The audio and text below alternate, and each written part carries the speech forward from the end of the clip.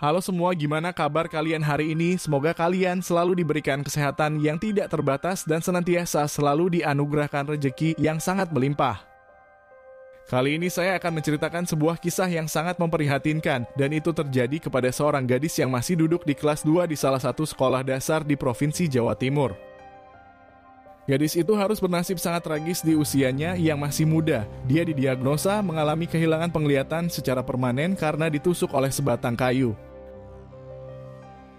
Gadis itu ternyata mengalami perundungan oleh temannya di sekolah, dan hal yang mengejutkannya lagi bahwa korban sama sekali tidak mendapat keadilan atas peristiwa tersebut.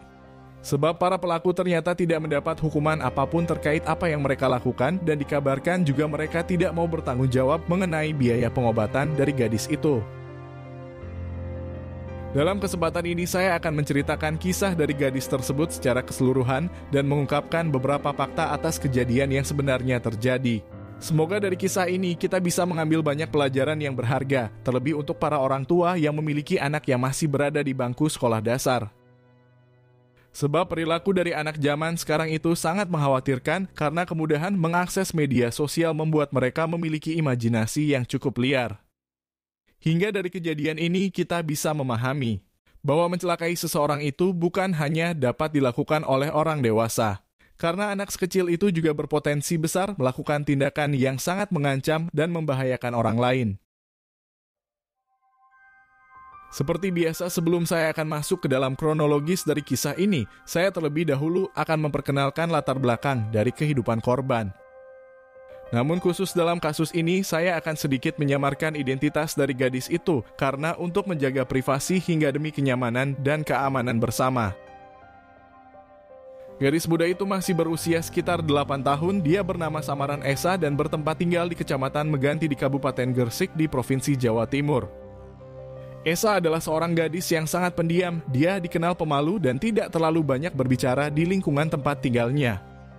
Namun meskipun begitu, Esa sendiri cenderung sama halnya dengan gadis seusianya, dia masih suka bermain bersama dengan teman-temannya dan juga sering menghabiskan waktunya untuk menggambar menggunakan pensil berwarna. Menurut keterangan dari keluarga terdekatnya, Esa juga terbilang anak yang sangat penurut dan tidak pernah sekalipun membantah, apalagi melawan perintah dari orang tuanya. Diketahui bahwa Esa menuntut ilmu di Sekolah Dasar Negeri Meganti. Dia adalah murid kelas 2 dan tercatat sebagai murid yang cukup pintar di sana. Menurut keterangan dari Bapak Samsul Arif selaku bapak kandungnya, dia mengatakan bahwa meskipun nilai akademis dari anaknya tidak menunjukkan pencapaian yang signifikan, namun putrinya itu selalu bersemangat dalam melakukan setiap aktivitas proses belajar di sekolah. Esa juga sempat memiliki keinginan untuk menjadi seorang dokter saat dia sudah dewasa, dan dia juga ingin melanjutkan pendidikannya sampai setinggi-tingginya. Namun nyatanya cita-cita dari Esa sepertinya harus terganjal dengan peristiwa yang menimpanya, sebab kehilangan penglihatan secara permanen membuatnya kesulitan untuk beraktivitas secara normal. Hal itu juga sempat disesali oleh Bapak Samsul. Dia benar-benar sangat sedih melihat kondisi dari anaknya yang seperti itu. Bapak Samsul juga merasa sangat khawatir dengan keberlangsungan hidup putrinya di masa yang akan mendatang. Bapak Samsul juga ingin pihak sekolah untuk terbuka mengenai kasus yang menimpa anaknya. Dia selama ini merasa bahwa mereka menutupi tentang kejadian yang sebenarnya terjadi. Terlebih penyebab atas peristiwa itu adalah kelakuan dari teman-temannya yang terhitung masih berusia sekitar 8-10 tahunan. Samsul Arif juga sangat prihatin dengan para guru yang berada di sana karena mereka sudah sangat teledor dalam menjaga dan mendidik para muridnya di sana. Menurut beberapa keterangan di artikel berita, Bapak Samsul Arif sempat bercerita tentang kronologis yang dialami oleh anaknya, dan tragedi itu bahkan sampai membuatnya sangat trauma hingga saat ini. Kejadian itu terjadi pada tanggal 18 Agustus di tahun 2023, tepatnya sehari setelah perayaan kemerdekaan negara Indonesia. Saat itu putrinya masuk ke sekolah sekitar jam 8 pagi, karena di sana akan diadakan lomba 17 Agustusan bersama guru dan para murid yang lain. Sekolah dari Esa berjarak cukup dekat dengan tempat tinggalnya, dan karena hal itu, dia sudah terbiasa pergi berjalan kaki sendirian ke sana.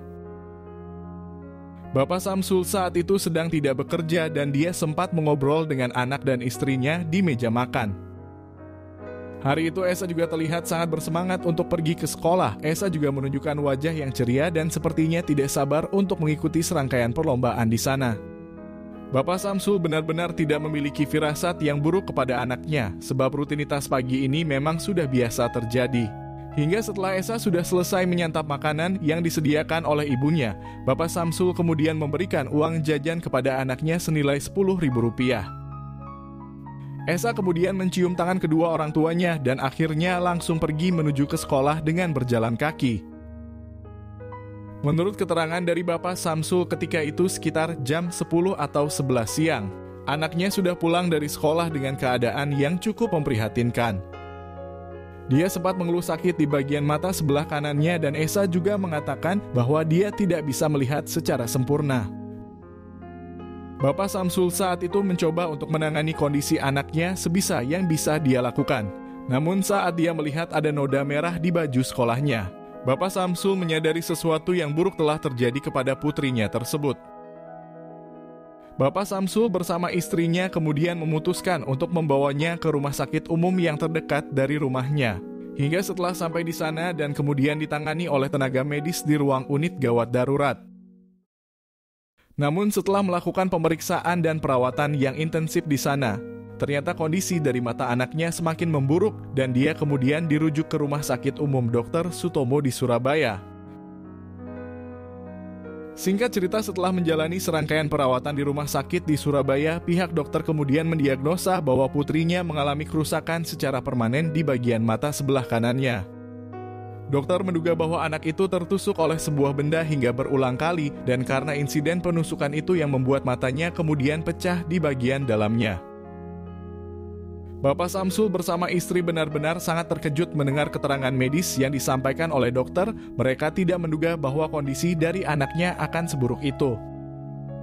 Bapak Samsul juga mengatakan bahwa situasi ini membuat mereka sangat terpukul, terlebih istrinya sampai menangis mendengar diagnosa bahwa anaknya akan mengalami kebutaan secara permanen. Namun dia belum mengetahui secara utuh mengenai kronologis yang sebenarnya terjadi. Dia masih menunggu anaknya siuman agar bisa ditanyai lebih mendalam. Hingga setelah menjalani perawatan sekitar beberapa hari di Rumah Sakit Umum Dr. Sutomo, Esa akhirnya berhasil pulih dan dia sudah bisa diajak bicara dengan baik. Akan tetapi di bagian mata kanannya masih diperban dan diagnosa awal terhadapnya adalah kenyataan yang sudah tidak bisa diobati. Menurut keterangan dari beberapa artikel di berita nasional, saat itu Esa kemudian menceritakan semua kronologis yang terjadi kepadanya.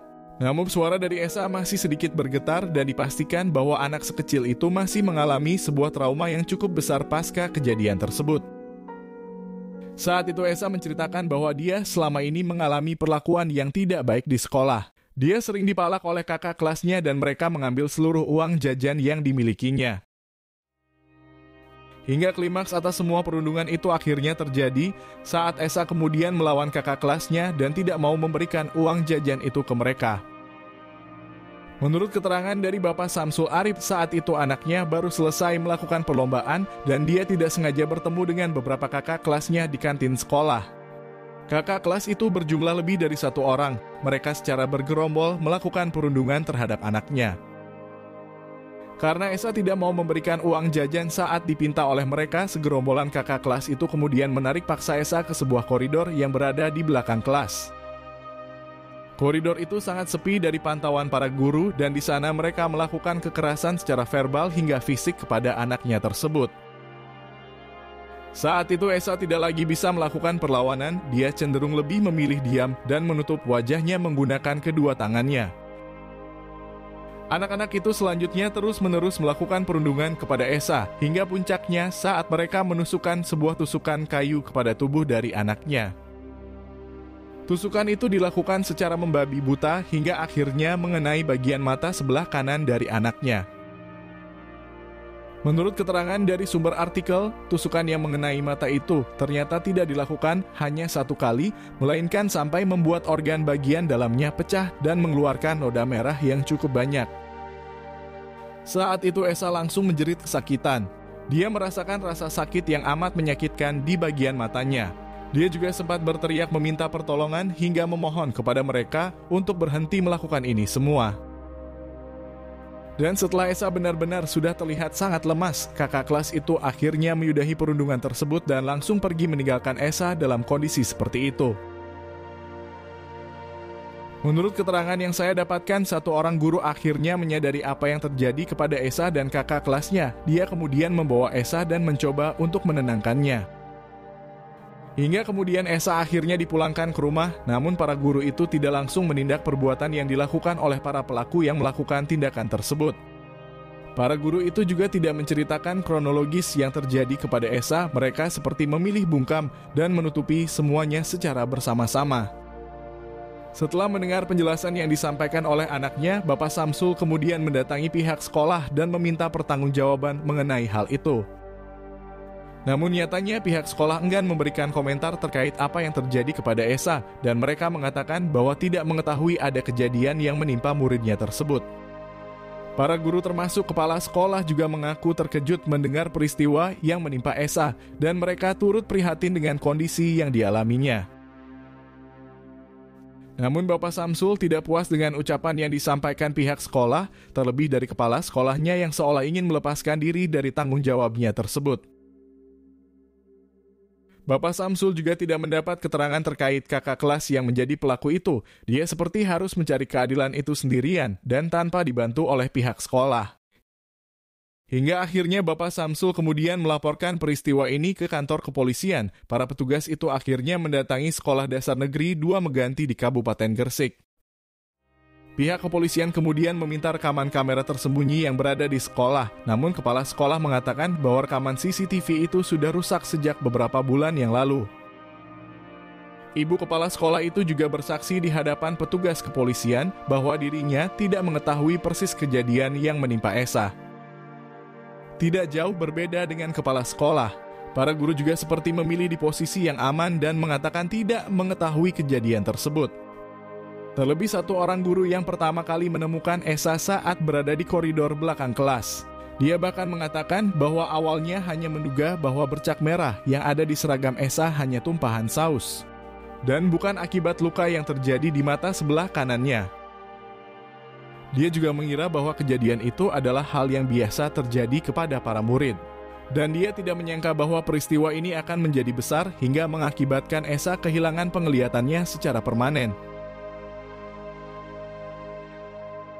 Setelah mendapat keterangan dari pihak sekolah, petugas kepolisian kemudian melakukan penyelidikan terhadap beberapa pelaku yang terlibat pada kejadian tersebut. Namun Bapak Samsul Arif sebenarnya tidak menginginkan bahwa para pelaku mendapat hukuman, dia semata hanya ingin meminta keadilan terhadap anaknya dan pertanggungjawaban dari pihak sekolah mengenai kejadian ini. Sebab dia takut bahwa akan ada kejadian yang serupa di masa yang akan mendatang dan mereka semua sama sekali tidak melakukan pencegahan terkait hal ini.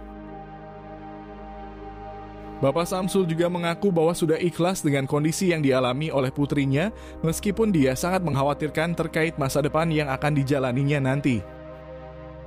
Bapak Samsul juga mengatakan bahwa anaknya merasa sangat trauma dengan kejadian itu, dia juga tidak lagi mau bersekolah karena merasa sangat takut.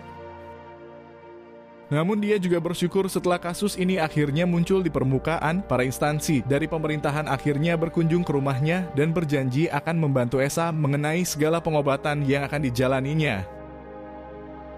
Meskipun sampai saat ini belum ada orang tua dari para pelaku yang datang, Bapak Samsul berharap mereka semua bisa merasakan apa yang dirasakan oleh anaknya.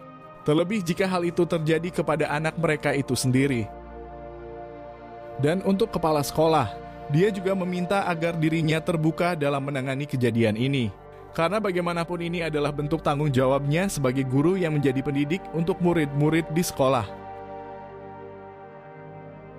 Semoga atas peristiwa ini kita bisa mengambil banyak pelajaran dan saya selalu berdoa bahwa kejadian serupa tidak akan pernah terjadi kepada kita dan keluarga terdekat kita. Saya juga berharap bahwa keluarga dari Esa dikuatkan dan ditabahkan lagi dalam menerima ujian tersebut. Dan saya mengajak kita semua untuk mendoakan Esa agar bisa menjadi seorang yang sukses saat dia dewasa nantinya. Terima kasih sudah menonton video ini sampai habis. Jika kamu menyukai konten ini, berikan tombol sukamu dan tuliskan pendapatmu di kolom komentar.